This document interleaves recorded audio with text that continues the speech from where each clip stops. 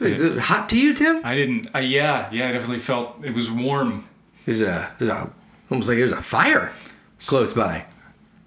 There's a real heat. Oh, it's because we have a friend here today. That's why it's hot. That's me. Because the air conditioning isn't balanced enough to accommodate 3 adult males in this room. That's right. Hi, everybody. Welcome to the Bible is Funny podcast. My name is Anthony Russo. That's Tim Wyckoff. And this over here is our good friend, joining us for the podcast today, firefighter Aaron Lombardo. That's what it says on the helmet. He's a hero, everyone. Local hero and a hero to all, actually. You bow in respect to our nation's heroes. I walked in the room, none of y'all bowed. I'm just... We're Neanderthals. That's why. We were already in the room. Oh, yeah. I sleep here sometimes. Aaron, thanks for coming on the podcast. I'm glad to be here and contribute, man. For the viewers at home, I feel like I've been begging Aaron to be on the podcast. Aaron is our neighbor, our longtime friend. That's right. And a local hero. And this is the perfect podcast for him to come on. He is a subject matter expert in what we're about to discuss today. People online are like, Tim and Anthony, they just goof around. They don't take anything serious. We brought you a subject matter expert today. Yeah. I mean, last time we brought you Jesus, okay? The actual Jesus from a film. Yeshua. Yes, right. Yes. And no, sure.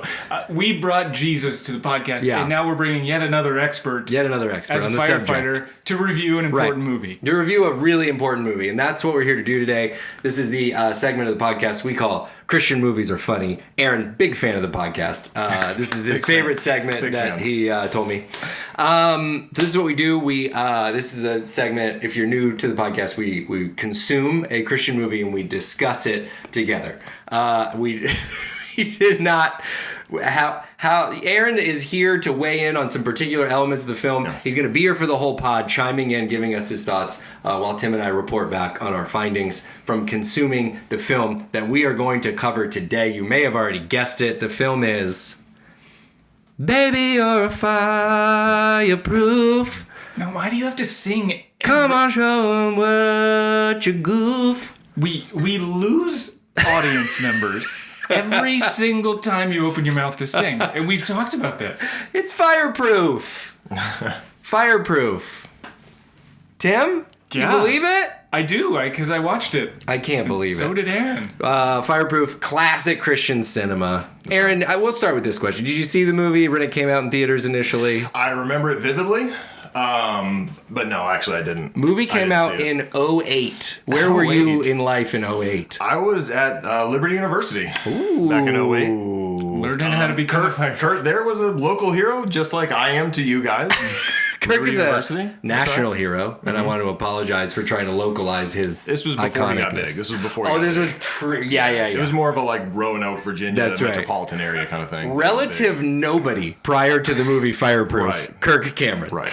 The movie came out in 2008, like I said. Tim, is there anything else we need to know about the movie Fireproof before we discuss further? There's plenty to know about it. On the technical side of things, Aaron, would you care to explain who this film was directed by?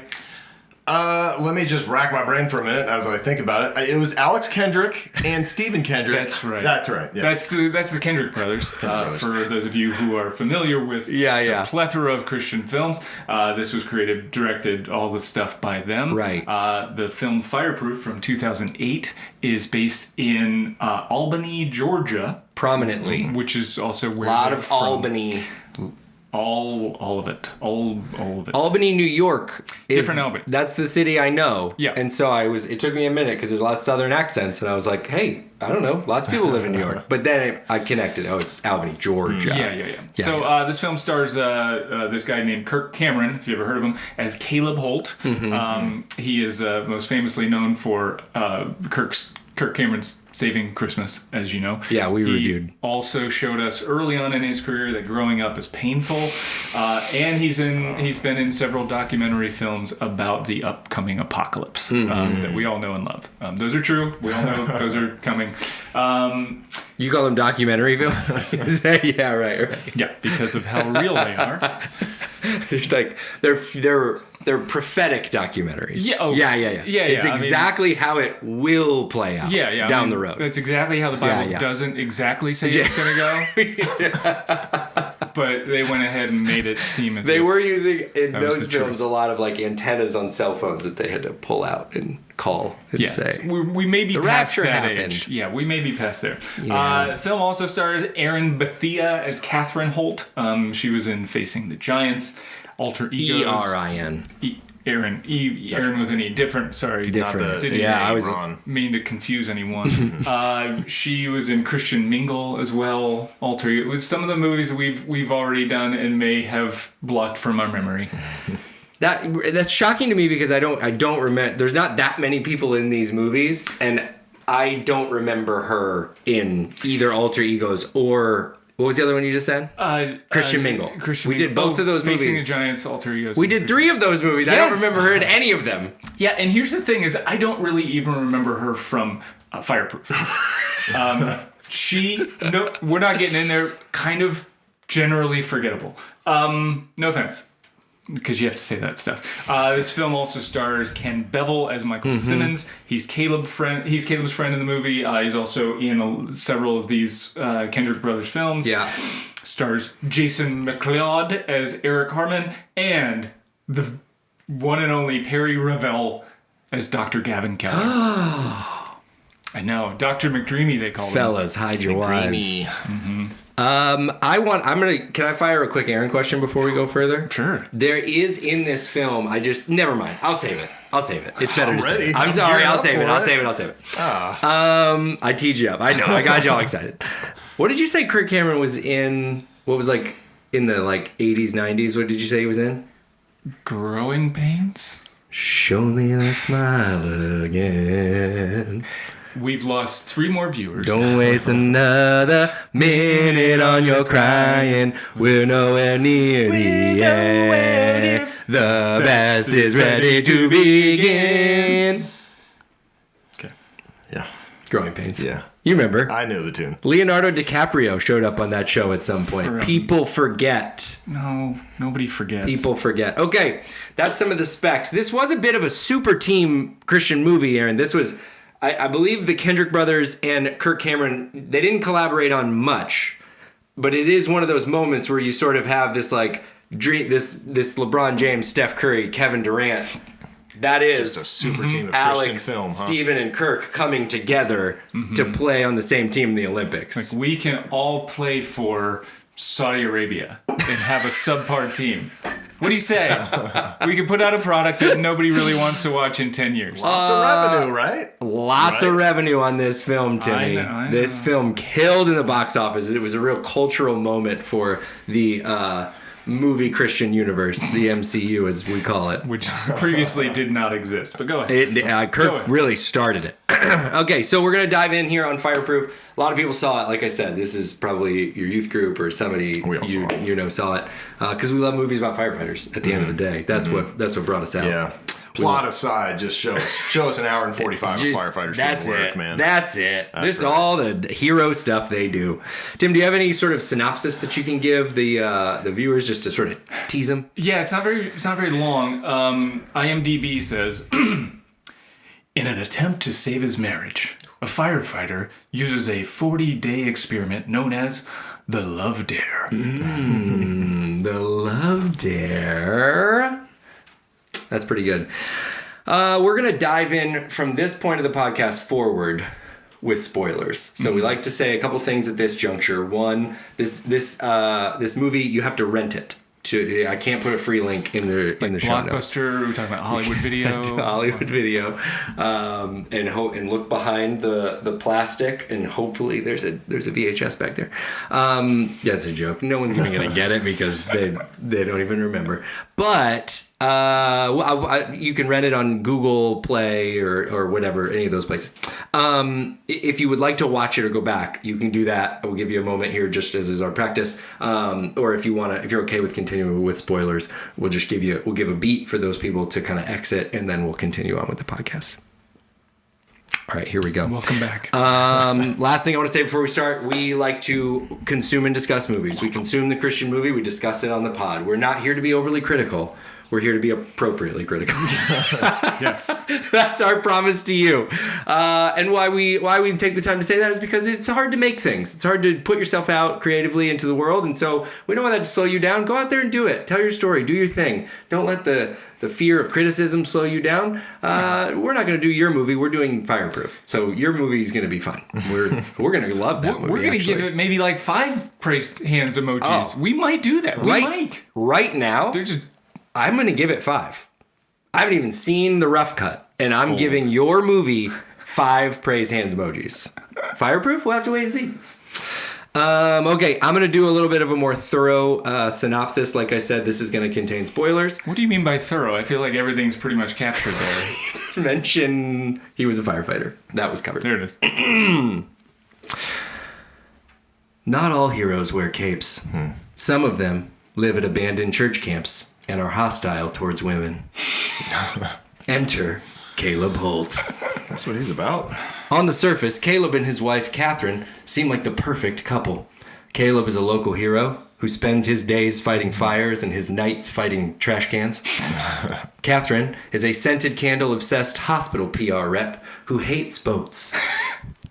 But after another night of Caleb losing himself in boat magazines and looking up big buoys on the internet, and Catherine eating an entire large delivery pizza and not sharing any with the class, I hate that. the flame of their love seemed like it just might extinguish. Mm-hmm. After an encouraging call from his sweet dad and his stupid good-for-nothing idiot mother, his words, not mine, Caleb decides to try one last-ditch effort to save his marriage. And just when all hope seems lost, Caleb goes full rage monster on his virus-ridden home computer, threatens a doctor in a hospital, gives his heart to Jesus, and spends enough money to convince his wife to stay. Roughly $23,000 is what it costs to put your marriage back together.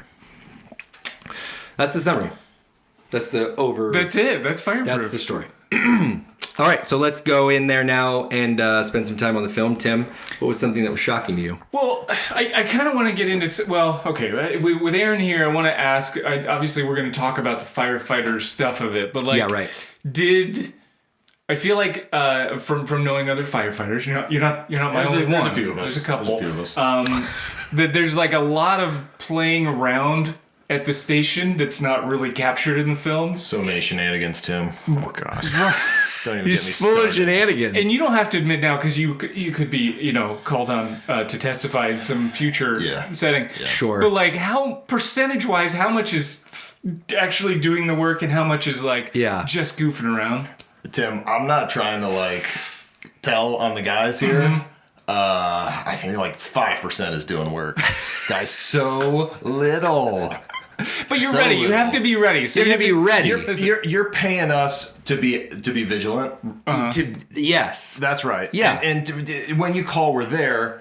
Unfortunately, or fortunately for me, 95% of the time. Right. Okay, good. Yeah. All right, well, that's good. That means we're doing preventive things in general. I felt like the film it captured some of the goofing off, but I feel like it was disproportionate. There were a lot of fires, a lot of car wrecks, and you're like, that can't happen all the time. It's not all the time. Okay. All right, good. I just wanted and that there's verified. a degree, I want to say, of like the vigilance he's talking about. Like the job that I didn't say this at this top, and I should have. And I think I've talked to you about this. I think firefighter is the coolest job. Oh, I've said this. Sure, I would say it if Aaron was not here. I have always there's a parallel version of my life that I go into firefighting. I've always told Anthony if this thing didn't work out. It didn't work out because he's so good at pranks. I'm one, and that's the job. Thing away. I think it's a cool job. I think because objectively, who doesn't like firefighters? Like what do you not? Cops. Cops don't like fun. That's fair. Cops don't like us. There's people that don't like seeing us grocery shop. They don't like seeing that. Oh, you get flack for grocery shopping? When we're out grocery shopping, like, shouldn't you be working? Like, we are. We got a grocery shop. Do you check their pulse right away? Yeah. Oh, you want me to be working? Okay. Yeah. You're good. You seem good. Yeah. We'll move on. Job done. Yeah. I just think it's a cool job. It's your community. Everybody loves a firefighter, right? Like your tools are like this cool looking equipment and like an axe that you use to clear stuff out of the way. Yeah, we don't use it as an axe. Right. It's not even like there's no weapon you're toting around. So like everybody loves firefighters. Well, not yet. Well, We're heading that way. We're heading that way. Yeah. Hose, check. Axe, check. Sword, check. Just in case. I don't know what we're going to walk into. I think it's a very cool job. And I don't even remember why I started on that rant.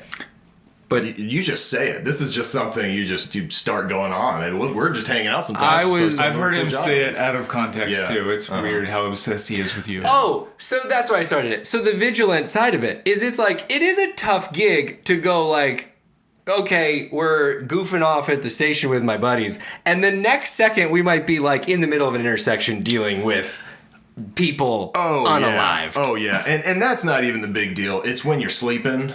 And then you're out cold at 2 a.m. and then you're on something where it's 0 to 60 in a second. Right. That's terrible. That's an awful proposition. Right. That's never happening at my job. Right. We're never gonna be surprised with like, we gotta record a podcast right now. Right. Go, get up now.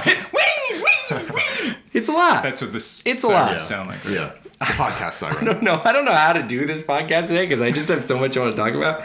But let's start with shocking to you. Yep. And I'll say this. I talked with you, Aaron, before the podcast. Mm-hmm. And one of the things I said and why we wanted to bring Aaron on was I thought the fire sequences looked pretty good, actually. Like, I'm a stickler for sports stuff. Like, my wife absolutely hates this about me. Every time there's a basketball player in a movie, it kills me when they're like, Jimmy's the star player on the varsity team, and they're going to the state championship, and he's like, see me shoot my threes? This is how I shoot my threes. And he's 5'1". Good at this. He's 5'1". He's doesn't like fit in the jersey. Looking down as he dribbles, you're like, God, this guy's not playing on the junior high team at his rec center. Anyway, I'm sorry. I lost myself there for a minute. Yeah. But the firefighting stuff in this movie, Aaron, correct me if I'm wrong. What did you see from the? I showed you some of the in-action scenes when they're showing up to a car stuck on a railroad. Is that where are we at with realism? Guys, I hate to break it to you because I love talking trash. It's one of our hobbies at work too, is watching movies and talking trash about fire movies and stuff. But I mean, you pull the extrication equipment out, you try and yeet them out of the car, but sometimes you can't. Yeah. And I saw the clip. Yeah. Where they just manhandle that car off the tracks. I'm not saying we've done that. Okay, I was going to ask if you've done that. I'm not saying we've done that. But have you had to like physically move a car anywhere? So when I spoke to you the other day, I might have embellished some information. We did. It was a smart car, but we also certainly didn't have to. There was not like a freight train coming. I think me and a couple guys just said, "Do you think we can pick up a smart car?" And we did. But we did. Facts. And you just picked it up and put it on top of the we put it in harm's way. Oh, I'm sorry. Yeah. We put it on the truck. This is gonna make the news. The tow truck couldn't like yoink it up onto the bed, so we just. Think anyone would notice if the smart car wasn't here when they got here? Disappeared. Okay, there was a scene where he bursts into an on-fire building. Yeah. And I showed you some of those sequences. There's a little girl on the ground. Everyone's like, oh, no, there was nobody in that. Oh, okay, couple questions in here. I know. I want to get to our questions. Okay, we'll do our questions, and we'll weave these in. Okay, but I would say my shocking answer was that I thought the firefighter sequence were pretty well done. Okay, good. That was shocking to me. Usually Christian movies, they're taking shortcuts. They're like, I don't know, here's a water pistol. You're a firefighter. You got a helmet on. Ta-da! But I thought it was pretty good. Got it. Sorry, I cut you off. I thought that was going to be like your high point. It sounded like it. I jumped right in. I jumped in earlier. Did you do your shocking? No, I didn't. My most shocking thing was that they waited so long to sneak a Chick-fil-A bag into the film. It wasn't until the very end, but I guess that's sort of that's the point where you know for sure that he's a Christian. Is that he brings that bag in and you're like, he's changed his life, hasn't he? He's a new man. The Lord's chicken. When he's doing bad things on the internet, there's Bojangles all around him. Don't look at me. Zaxby's sauce all over the place. He gave his heart, and then he was like, Chick-fil-A. Yeah, they did wait. it filmed in Georgia, like you said. Come on. Right. I would expect it all over the place. It's the homeland. Do you think that was even an intentional choice, the Chick-fil-A bag, or just somebody on set? My guess would be that my honest guess, because I'm honest with what's one thing we're here. I bet you Chick-fil-A did craft services on set for all the people that were there, and part of the deal was they were going to do a product placement. Yeah, and if you complained about it on set, then they sent you to another set about the tribulation. Yeah, but you had to actively live it. It's part of the deal. It's part of the contract. There's a couple movies going on at the same time. You got relegated. All right, let's do our next question. What a character you wanted to see less of in this movie? For me, Catherine. She's got it. I mean, I get it. She's like the number 2 character in the whole movie, but it wasn't fun. It wasn't fun to watch Catherine be kind of forgettable, if I can say that. I mean, it sounds rude. I'm not here to criticize. I am here to criticize. She was doing the part. Yeah.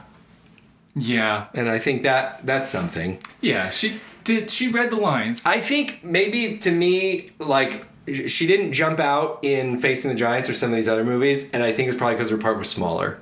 But I think when she's like the second lead, it was a lot. It was a big old spoonful of. And again, Catherine. I don't really blame her for that. Like, you can't just put that performance on her. I don't think it was a performance issue. I think a lot of it had to do with writing. You're trying to write a firefighter movie about a totally different concept, and then you introduce this character of a wife that's just like, just not very likable. Yeah. So I'm like, she was fine in what she did, but I could have done with a lot less of that. Sure. I respect that. That's all. What about you? I'm going to say character I wanted to see less of was Dr. Gavin. And I'm glad Aaron's here for this discussion because there was a noted rivalry between the firefighter and the doctor. Mm-hmm. And I feel like I wonder if that's real because the firefighters are out there. It is real. You're not. It's 100% real. It's 100% real, guys. I mean, because firefighting, we're doing a lot of medical stuff. Right. And the crap kind of goes downhill, right? So like if you're a paramedic, you're dumping on the EMTs. If you're a nurse, you're dumping on the medics. If you're a doctor, you're dumping on everybody. Everybody's getting it. Now, is there like relationship drama? Not so much. But you don't think so? I guess in the context of like me dunking on you is we're having a relationship issue. But I think what goes on between me and you on the basketball court has no place in this podcast right now. Well, I just mean, you know. Yeah, no, I get it. It's a great benefit. If I'm being mean to you, then that is a relationship, even if like I don't know you or something. Louise. But well, Dr. Gavin he's clearly the rival of Kirk Cameron Holt in this movie, and he's just so vanilla is too high of a word. It's unfair to the vanilla flavor to call him vanilla. Visual metaphor that I came up with was like overcooked oatmeal, kind of just mush oatmeal was what Dr. Gavin was giving me those vibes. And then they kind of bleached it too to make sure it got really pale. There's too much color in this oatmeal. Right. Careful. Yeah. It was somehow like it had gotten cold and it was still like wet. There was nothing. If Catherine is, listen, firefighters have tough schedules. Okay, Aaron knows. I'm off a lot. And guys, I say all this. Firefighting's hard, guys. It's really hard. Tough. You're on. You can get stuck on there. It can be a relational strain. If Catherine is going to step out and start receiving affection from somewhere else, from a viewer's stake. Asterisk, obviously, everybody do the right thing in your relationships and stuff. Yeah. But for watching a movie, you kind of want chemistry, you want fire, you want to feel like, ooh, Catherine, that's a tough thing to say no to over there on the other side. Yeah. And what you got was Dr. Gavin. Yeah, if you're gonna cheat on your spouse, do the right thing and make it with someone interesting. That's what we're saying, right? Yeah. Hey, Catherine. See, so I'm gonna jump. I'm gonna jump to my low points. Oh, good. Okay, we get it. Good. We're gonna jump. I want to jump to low points because Gavin was my low point. Like, he was your, but your whole low point. But specifically for his the flirting, how the two of them try to flirt with each other, and it's it's so cringy and awkward and boring. I would have an easier time flirting with a sheep. That would be more believable than what was happening there. It was the writers. Have you all ever flirted before, or even spoken to a woman? Yeah. To see what that's like. Fair question. What it's like to have some dialogue back and forth, and what's maybe if somebody laughs, it's because they said something that's actually funny. Yeah. I don't know, just some stuff like that. Right. Do you think this is because the writers, the Kendrick brothers, assumed all we've got to do is make the character a doctor? And then the rest will write itself. There's definitely something there. Yeah. And there's another definitely something there. There's another level that says okay, maybe they were thinking so far in advance that what they're showing is if your relationship is terrible at home, that you are more likely to be drawn to someone who is even incredibly vanilla and boring and drab and sad, that you don't want to go to your location at home. But that's far-fetched. That's very far-fetched. It did seem like all the parties involved had zero context of basic human interaction. and in truth, that is what the Love Dare was offering. It was some sort of AI robot coming to life and explaining how humans deal with each other. And you were page 1, don't be mean. Oh, okay. Yeah. Page 2, when they talk, listen. Oh, okay. Write that down. And Gavin was maybe a little further along on that program to where he was not actively spitting in her food before she ate it, I guess. And so it was well... Aaron's point, very valid though. I think for me, the Gavin, total low point, conceptually, there's a point in the movie where it's hard to wrap your head around. Catherine works at a hospital. She's apparently a valued member. Everybody, she's a good employee. People like her. She has a mom who had a stroke, which we'll talk about more later. I don't want to go in now. She couldn't get her mom a wheelchair, let's say specifically. Couldn't get a wheelchair. In a bed. In a bed, which the bed, I'm okay, an at-home bed, that's going to take some doing. Mm-hmm. A wheelchair, I just feel I'm not encouraging you to steal, but I'm just kind of I used to work at a thrift center. We sold them for... We sold them for $15. We had 3 of them at any given time, wheelchairs, I think you could work this out. Anyway, she's trying to get all this stuff. It's $23,000 for all this stuff. Ooh. Dr. Gavin... he at one point Catherine thinks that Gavin bought all the stuff, and so she says thank you for buying all that stuff for my parents, or she says thank you for all the money you spent on my parents, and he says you're welcome, because he's a pot of goo, and that's all he can muster. I was waiting for more. And so then we go back to the end of the story. She finds out that Caleb, because he loves her so much, he spent all of his boat money on the stuff, which is great. Which you got to start to wonder how much happier would Catherine's mom be out on a boat on the 7 seas? That's a great point. Than with a wheelchair. That's really just going to kind of... Well, the 7 seas of Middle Georgia is... There's lakes. It's just a lake. There's one lake in between lakes. Canton and Atlanta. That's the only one. She had a look in her eye, Catherine's mom, that said, "Get me to the ocean." Anyway, we find out Dr. Gavin receives the praise from Catherine. This thing, you're welcome. I gave money to that thing.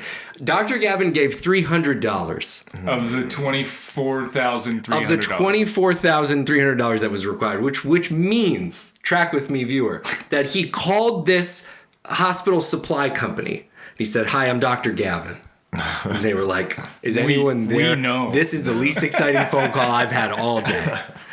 And he's like, "Hey, it's Dr. Gavin. I kind of want to help my dear friend, potential boo thing. How much does she need? $24,300." And Dr. Gavin said, I can't be doing all that. But I'll give you $300. If you could write that in your records that I gave $300. And the person on the other end is like, but that doesn't actually, there's nothing that happens with that. You're going to give me $300. I can't give Catherine anything. I couldn't give her a crutch for $300. Right. I need you to understand. And Gavin was like, Great talking to you. See ya. Have a great day. Like, this was the days before GoFundMe, so it's not like you could. He was like contributing to part of a campaign. Right. This wasn't a campaign. This is a product that's sitting on a shelf. You And have to- she's like, I need it, and he's like, well, here's a couple bucks toward it. It's like when Grandma would give you money for a Christmas gift that you wanted that was like $100, and she's like, well, here's $5. Or, okay. It's with interest. The old savings bonds I used to get. Hold on to it. And one day. Give me a character you want to see more of, Tim. I wanted to see more of the character that played her mama. Oh, yeah. The one that previously mentioned had the stroke. She doesn't say a word at all. She just sits there the whole time with her eyes wide open, not very stroke-like, and just takes a beating from her daughter and all the junk that her daughter brings to these conversations. Yeah. But what I want more of, what I kind of want to know is, like, what was the casting call like for this woman? Yeah. Rigorous. Right, because she doesn't say a word. Was she... Can you be happy that you got that part? And hear me out. If someone says, you sit there, yes, you look like a stroke victim. You're very believable. You want me to do the line again? I could say the line again. Say it. No, don't say it. Just look at me. Right. That's it. That's it. That's what I want. I look like I had a stroke. need that in my movie. Thanks. But yeah, I want to see more of Catherine's mama. Yeah, Catherine's mama had to. Catherine at one point goes to visit her mama, who is mute after this stroke, and starts going on about her husband's porn addiction. Oh. And I just thought, please, Catherine, has she not been enough? Yeah. Has she not? She's got enough on her shoulders. Through enough. Yeah. What I want to know from Aaron was, were there moments in the firefighting scenes that you wanted to see more of or more emphasized? Like, what was impactful? What should they have shown more of? Yeah. In this film? Gosh, I'd have liked to have seen a better debrief after they panicked and like moved the car. Like, guys, we gotta fix this for the next time we have a call like this. The car being stuck on the railroad track. Right. I guess we call it a hot wash. I'm sorry, what? What do you call it? I don't know where we come up with this. No, what is it? No, what is a hot wash? In the 95% of time at the station, we're coming up with acronyms and words to describe things that there's already words for.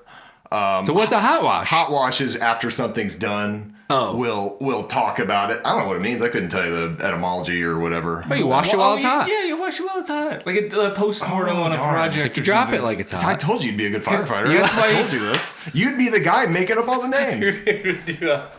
Guys, let's give it a hot coming wash. in promoted when you come in, dude. I think he's a chief because he can just interpret all these names for you guys. No, he's already This is a why leg up. we said hot Yeah, it did seem like there should be a conversation about how we got to there. Yeah, things we could have done better. Things we did better. They were worse. lucky that Marine showed up when he did. Yeah, that's right. In uniform. That's right. It's good to see cross-departmental functionality, though. Like, Do love to see Right, it. you'd think you'd want to talk about why one of your firefighters got hit in the head with a train. Like his helmet got taken off by a train. Yeah. As he got hit. You'd think you'd want to discuss what you could do. yeah, better discuss next time. like safe areas to be in during emergencies and Like stuff. not on a keeping your railroad head track. on swivel, you know. Yeah, something like that. Not on the tracks. Yeah. I don't think he got a day off either. In the context of the movie, he had to be at his next shift. Yeah. Right after the train hit him. Mm-hmm. He was probably working a double or something, and didn't even get to tell his wife. Or No, he didn't want to tell his wife. she'd be worried sick. He didn't want to tell his wife. Yeah. Wow, that was never like double clicked on. Because it was all like his marriage. He's got such a good marriage, and he was like, "Hey man, do not tell my wife what we're doing at work." Then maybe that's the takeaway. It's the key to a good marriage. That's Just the don't key. tell your wife stuff. Yeah, just be selective. That's a good question. Yeah, do you do a debrief with Jess at the afterwards? Are you not allowed to say if you do? There's things I don't tell her. Yeah. But generally, my problem, I just forget it all. Yeah. We'll run somewhere like 10 calls a shift Yeah. or something like that, and by like call 8, I forgot what call 2 was. So, How many house fires are you dealing with typically? I'm gonna go ahead and say we get maybe one real one a month. Okay. And that's where, and that might be a little aggressive. But that's just For the me. whole There's station three or for your shifts. shift? Okay. Right. There's 3 shifts. Yeah. There's multiple. If you're going like the county or whatever, it's going to be a lot more than that. But me Okay. personally, maybe one a month. Maybe. And are they like pretty substantial? You're asking if they're pretty hooked up? Is that what that means? That's what Is that what a big fire is like? It's hooked up. That's a big one. We all look at each other in the truck and we go, "It's hooked up." We actually, my crew, we have a song when we see we'll see a column. That's what you say. You get on the radio and you say column. There's a column showing or whatever. And that's fire. A smoke, right? Okay. You see smoke a ways out, but that alerts everybody that stuff's going down. But our little truck, we have a song we play. It's White Horse by Chris Stapleton. I don't know if I'm allowed to say that. Yeah. We turn on Chris is a listener, I'm sure. Yeah. Anyway. Yeah, so dude, I love that. But yeah, I don't remember what the question was. This whole premise of this movie is based on a partner thing too. Is that real? Firefighters, they work in. You have a. That's right. Okay. We have. There's different words that you could probably tell me what they meant and why we came up with the buddy system. I don't know. Yeah, no, we've got buddy system. There's 2 in, 2 out. You're not trying to freelance and bail on your partner. Don't freelance. It's a lesson for fire and life. 2 in, 2 out means if 2 people go into a building, one doesn't leave unless the other one's with them. Unless you're going to rescue someone, then you need to do 3 out. Right. Ooh. But that would entail there was already 1 in. Oh, 2 in, 3 out. Who went in by themselves? Yeah. Yeah. Wow. In our case, it was a child. In this You gotta movie. get the kid out. You gotta get the kid out. Oh, well, if that person, then you get him out. Yeah, you get him out. the bonus. Right. Bonus one.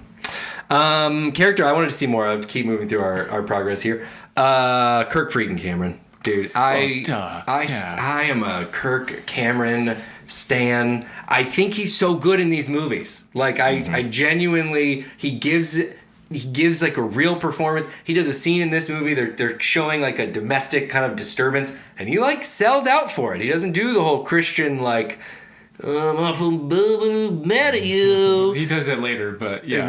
He does do almost that same thing later. He does a lot of pointing. Big pointer. Big pointer. Well, he has to point up because Catherine's taller than him. But he's Listen, Kirk's great in this. I couldn't agree more. Yeah, I as wild as I think his thoughts might be about faith and politics and things, he's a doll. He is lovely. He's so wonderful. likable. He's charismatic. He's likable all day long. He's like Christian movies Reese Witherspoon. Like you can't not like her. Perfect. It's comp. impossible. Perfect comp. Yes. Was the Reese movie any good? Nah, I don't really know, but darn it, I like Reese. Yeah. I'll watch it. Yeah. Kirk's so good in this. Character that reminded me of you and you of me. You go ahead. Well, we just briefly touched on it, but it's there was that moment. Mm-hmm. It wasn't the whole character, but it was specifically in this moment when Caleb, Kirk Cameron, comes in and has beef with Gavin, Dr. Gavin, and he shows up to fight back for his wife, and he says, You try to steal my wife's heart. I mean, you can't have it. It's already mine. And he gets all. Also, I think he was after more things than her heart, but that's fine. But Kirk trying to be intimidating was you trying to be intimidating in my mind. I could not see you starting a fight. Yeah. And yet he comes in to Gavin and he's like, Thanks for fixing my hand. It's got a wedding ring on it and it makes a fist. Yeah. I'll get you next time. Yeah. That's how I imagine you starting fights. Aaron has seen me on a flag football field. I didn't know if I should have interjected with that. Lots of trash talk from this guy. Pretty intimidating. Lots of legit trash talk. Pretty intimidating when I need to be. Yeah. Lots of championships. Lots of talk about legacy. Yeah, lots of, you've done what I've done. Not that bad. It wasn't personal like that. He's more team oriented. You guys are really enforcing my point. Very legacy oriented. Yeah. My character view, Tim, was Mr. Rudolph the neighbor, who was there every time Kirk Cameron did something dumb that he probably wished was not seen by anyone. Mr. Rudolph, the old man neighbor, he had 4 lines the whole movie, and when he said Caleb, Caleb, Caleb, and then he said that guy's weird.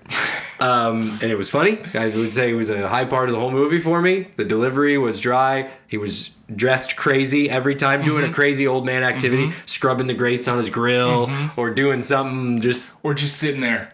Just sitting there one time. Just sitting there one time. Yeah, yeah. It reminded me of you. I just thought that's a Tim. Maybe it's because you see me all of the things I wish people had not seen me do, you have seen me do. That checks out. All right, let's go to low points. I already said mine. Watching the doctor flirt and Catherine flirt, like it was so, that was painful. I've done a lot of flirting in my day. I'm doing some flirting right now. You can see where my hand is. I get it. I've had some practice, but dear heavens, it's like really these two have never ever understood chemistry. What it's like to have a romance. Yeah. It was really, really, really difficult to watch. I just would like. There's been times when you're like, oh, those two didn't have enough chemistry for me. Like, there was maybe it felt a little off. But this was just the absence of it just, I don't know, oatmeal. Well, yeah, you took the rice and you mixed it with the oatmeal. I could. A lot of carbs. And you overcooked it. And then you took a baked sweet potato and just mushed it in. Yeah. It didn't. And then they had the audacity to insinuate that Dr. Gavin was also married. Oh, right. Oh, Gav. Yeah, because he takes off his wedding ring from the drawer. And he puts it... He took it from his drawer and he put it on his hand. And then he put it Are they setting up for a sequel there? Is that like... Oh, he does the love dare. The doctor? Yeah. Sequel 20 years later? Happy Gilmore style. You think Gavin's busy though? It's offensive to me that as a watcher, as the audience, you're trying to now tell me that he's courting a chick on the side and he's married. You're telling me two women wanted this bowl of oatmeal so bad. They were just like, oh, that fiber. It gets me every time when he stares blankly and says the most basic response. They honestly, and I mean, this is 2008. They don't have AI chatbots where they do now, but like, you're going to get more personality out of an AI chatbot 100 times out of 100 than what Gavin was giving in this movie. Hello, Catherine. That's a nice shirt. My low point, one quick one. It was a random coworker lunch that Catherine had with one of the nurses. Oh, yeah. That the nurse was just like, she was only in the movie twice. She like watched Catherine and Gavin do whatever it was they were doing. And then... flirting. It was... That was the action, yeah. By definition, I guess. And then she has lunch with her later and she's like, I just would like to say that you're married and you should... Hold on, let me pray. She stops and she closes her eyes like she fell asleep or something, and then she fires back up and starts. It was all very weird. But more so, the low point for me was just that this whole movie was an infomercial for a book called The Love Dare. Really? That was a real book? It was a real book that was sold, and the movie played out like a 2-hour infomercial of like, is your marriage falling apart? Was it only 2 hours? It's Kirk Cameron on the computer and Catherine eating a pizza by herself, and then they're like, we've got the answer for you, the Love Dare, and he starts reading a book, and he's like, I should be nice and clean up after myself, and then they're like, fix your marriage, 1999. It was like an infomercial for the book, The Love Dare. You mentioned that to me again, and it recalled those memories. I totally forgot that was the case. It was like pushing essentially this You're supposed to buy this book at the end. Also, they kept talking about cleaning up their house, and this is one of those things. It's like I don't know what I don't know, but like when I got me and my wife and 2 kids running around. The primary reason my house is a mess all the time is the 2 kids. They're the primary ones. Them 2 were like, at one point he has to like sweep up a whole ton of stuff under the table. Did anyone teach you how to eat? Like, do you need a book about like basic eating at the table things too? Where did these people come from? Yeah, did they have a dog? What? They didn't have a dog. They didn't have a dog. They didn't have a dog, but maybe they had a bird and we didn't see it. They're like, I'm just gonna spend it all day cleaning up. I'm like, well, what are you doing to mess it up? You're grown people. I mean, it's Kirk at home 2 days a week. Dude, yeah, he's gone. Yeah. He is gone. But he's only gone 1 day a week. Maybe he's real sloppy at home. Maybe, he's developed some bad habits. From the fire station. Right. But at the station, he's on everybody about making their bed. Well, how big is making your bed at the fire station? Is that a big deal? That was a big deal in the movie. It's kind of a big deal. Really? No, it's not a big deal. it's hooked up. It's not a big deal at all. It's hooked up. No. But cleanliness is key, though. Because it's a shared home. Yeah, you're sharing He a should space. be picking up cleaner habits from work. I have become a That's cleaner what- person from work. That's what I was getting at. Is like you would think that if any grown, you could say, hey, grown dudes could be sloppy, and I would say like, yeah, I get you. But honestly, a firefighter, I would say he's dealing with multiple dudes sharing a space, you and have lots of roommates in the same place. When you at home, you might have 1, 2, 3, 4, maybe nobody. But like you now go to a place where there's a lot, and then there's one person in charge, like clearly every shift. That's like, no, do your work. yeah, and people will prank you if you're dirty. You're gonna get pranked. Do you have like a best prank that's happened? Oh, I wouldn't say it's a best one. But we have, it's a pretty regular thing we do. It's just fun. You ever seen the big IV bags, 1,000 milliliter or whatever? Yeah. It's a big plastic bag. But you can get line for that, and you can just keep extending it and extending it. So one of the things we've always done is we have the ceiling tiles at the station. So if you like, we have rooms. So like if I'm in a bed over here, I'll hook it up, hook the IV line, and bring it over to like wherever the new guy, rookie stuff, proby stuff. We'll bring it over, and you bore a little hole in the ceiling tile right above where they sleep. It drips. And then at 1 a.m. you just start squeezing. You start squeezing a little bit, so it'll like boop. But it's key. If you get skill and you're really slow at it, they have no idea. You can do it for weeks. And they think they're like gaslighting them. They're like, it's not leaking anywhere else, dude. I don't know what's going on. The toilet's leaking upstairs. Yeah. I don't know. Maybe it's just sweat. I don't know. That's a really fun good. one. That's always been a classic. That's very psychological. Big fan of that. Yeah. So yeah, that was my low point. Was that it was a big infomercial. Tim, you have a high point you want to shout out? Oh yeah, my high point. I like that you already mentioned him as a character that was like me. But the relationship between Caleb and Mr. Rudolph was my high point. Yeah. It was great comic relief for the film. It was a really fun dynamic because you do weird stuff that only your neighbor can see sometimes. 100%. Like even your spouse doesn't see some of the weird stuff that happens, like when you kick a trash can when you're mad, but your neighbor's just sitting out there and he's like, you're an idiot. Yeah, I saw that. Yeah, so I love that relationship. That was my high point, seeing that over and over. And then like ending the film on that too made me happy.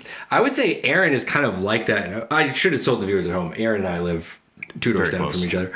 Aaron's a bit like that in our neighborhood. He's always out. He's a front porch guy. Because he's working 5% of the time. I got a great schedule, guys. Have I told you about how often I'm off and not working? He would be the Mr. Rudolph party. He sees the stuff that's going on. If you're whatever you're doing that you think you're getting away with, Aaron can see it. Yeah. No better man for the job either. I'm the mayor. Yeah. My high point is going to be would have been tough to spot if you weren't paying close attention, but it's I just want to shout out here on our podcast. This is our space to do this type of thing. But I want to shout out the character of Dr. Anders, who was in the hospital, and it was at the 40-minute mark of the movie that Catherine walks by and says, "Dr. Anders, you've got a interview here in a couple minutes because you're receiving an outstanding lifetime achievement award for your cancer research." And then she breezes by and continues on with the rest of her day. Goes back to Gavin. What? Dr. Gavin's doing who knows what, cheating on 5 women. There's a guy in this hospital curing cancer. While you schmucks are out here, can't figure anything out. So here on this podcast, I want to take a moment to say, Dr. Anders, we see you, and we're grateful for the work that you're doing. Thank you for your service. You are a fictional doctor who I will salute here on the podcast today. My high point is Dr. Anders. While people in this hospital are doing who knows what to who with when, Dr. Anders is focused, taking his Hippocratic oath seriously. Aaron, did you have a high point with the firefighting stuff? Gosh, I'd have to really.